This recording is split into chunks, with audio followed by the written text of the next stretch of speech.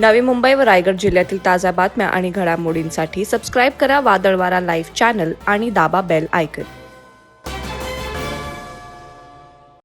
मुरुड तालुक्यातील वळके येथे जंगल भागात गोळीबार झाल्याची धक्कादायक घटना समोर आली आहे। आंबे चोरण्याच्या संशयातून सीमा म्हात्रे या महिलेवर गोळीबार करण्यात आला। यामध्ये त्या जखमी झाल्यात। याबाबत वळके येथील दोघांवर महिलेच्या तक्रारीनुसार रेवदंडा पोलिसांनी जीवे ठार मारण्याचा प्रयत्न केल्याचा गुन्हा दाखल केलाय।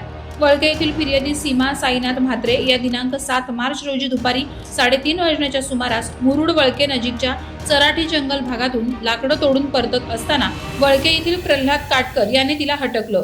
या पायवाटेवरून जाऊ नकोस, आमचे आंबे चोरीला जातात असं खडसावीत प्रल्हादनं सीमा म्हात्रे यांच्यासोबत भांडण केलं। हे भांडण सुरू असतानाच प्रमोद काटकर हा शिकारीची बंदूक घेऊन आला। त्याने बंदूक प्रल्हाद काटकरच्या हातात दिली। बंदूक पाहून घाबरलेल्या सीमा म्हात्रे जीव मुठीत घेऊन तिथून पळत सुटल्या।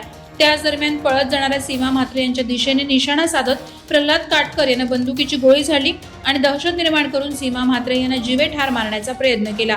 याबाबत रेवदंडा पोलीस ठाण्यात प्रल्हाद काटकर आणि प्रमोद काटकर यांच्या विरुद्ध गुन्हा नोंद करण्यात आला असून अधिक तपास रेवदंडा पोलीस ठाण्याचे सहाय्यक पोलीस निरीक्षक श्रीकांत किरवले करत आहेत।